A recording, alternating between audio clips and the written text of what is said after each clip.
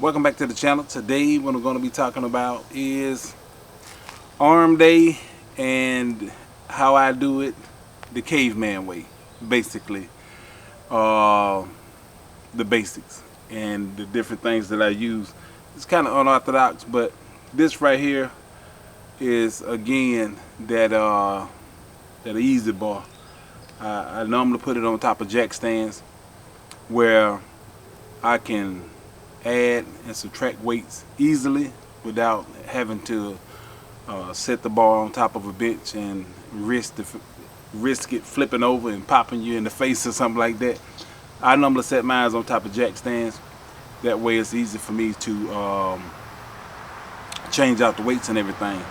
But again, I was scrolling through the internet and I found yet another bodybuilder, Anthony Souza, who passed away at the age of 26 trying to get these pro cards, trying to be professionals and all this other stuff with whatever it is that they take. But it looked like the guy was dealing with the diuretics, which most of them have to do to get rid of all of the water that's blocking all the little muscle fibers and everything, keeping all that stuff from showing up. But the guy complained about his chest hurting, and after the competition he went into cardiac arrest and he was not able to be resuscitated, and he died at the age of 26. Now me personally, that's something I would never involve myself in, and that's taking drugs to create a physique that's really not real. It's not a real physique because, again, man, as soon as you stop taking the stuff, you lose the body that you develop. When you create a body naturally, it takes years for that body to change. Even if you stop lifting weights, once you build it up to a certain way, it's gonna look like that for years. You're gonna always have that shape because as long as you're eating and you're healthy, what you build is you. It's nothing that's fabricated like what drugs give you. Now, with me saying that, I still enjoy watching bodybuilding. I still enjoy talking about it, and I will continue to talk about it, even though these guys are dying, like flies. Within the last few years, you just hear a lot of them passing away. Now, I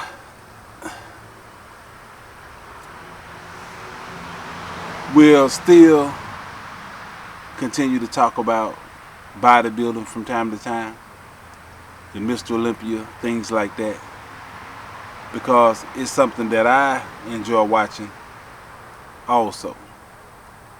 But I always preach and advocate natural training. That's the best way to build your body up, like I'm finna do in a few minutes, and get these arms out the way, because I think it's around 1 o'clock, 1:30 if I'm not mistaken. I gotta go to work, and because I gotta go to work, I gotta get this workout out the way, and I'll probably get another nap in before I go to and work this night shift, because I'm on nights now. Hate working nights, man. But anyway, like I was saying, when it comes down to these drugs that these guys be using, it almost like a race car. You understand what I'm saying? You gotta, even though racing is tremendously dangerous, I watch a lot of drag racing. You going from 0 to 200-300 miles an hour now. That's the efforts that they came up to. But there's always a way for them to try to make the sport more safer when you're driving those cars at those high rates of speed and stuff like that. Now, when it comes down, you know, those guys are risking their lives too when they're doing, you know, the high performance cars and stuff like that. They doing the same thing. You know, they risking their lives. A lot of the sports that we do, we risk our lives. You taking chances. You know, everybody look at everything in that way. But like I was saying with drag racing, you always have the ability to make it more safe. That way you don't really hear about a lot of deaths when it comes down to stock car racing, drag racing. I mean, tremendously dangerous sport to be in.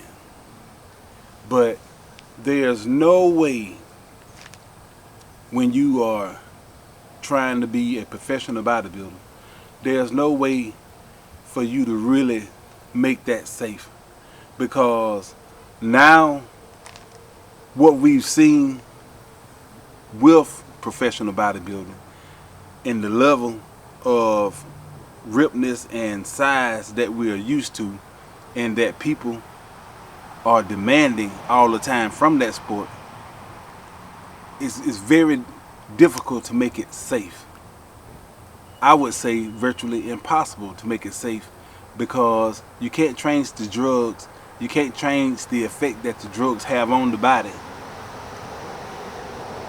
So we're going to constantly keep hearing about these people passing away, and they look like they're healthy and they are sick.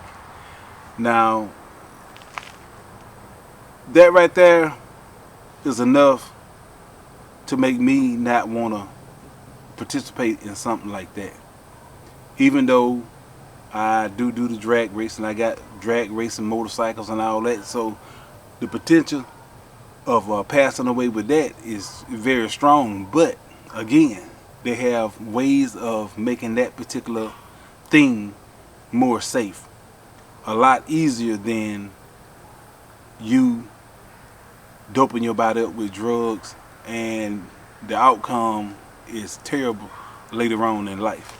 I done seen guys come off the motorcycles and slide down the track and all this other crap and get up with no issues. And this sport of drag racing, motorcycle racing, is, you don't hear about people dying like they are in this bodybuilding thing as often, because it's able to be made safe. And bodybuilding, with the drug use and the effects that it have on the body, again, there's no way to stop the effects of it. You know, you're gonna, at some point, depends on your genetics, you're gonna develop, you know, a decent looking body. Depends on your genetics. All of it still depends on your genetics. No matter how much drugs you take, it's still gonna be your genetics. But anyway, that's what I wanted to talk to y'all about. If you haven't subscribed, subscribe to the channel, and hopefully I can keep making videos more regularly at some point. But it's kind of difficult because I'm always doing something, and I work every day on a regular basis.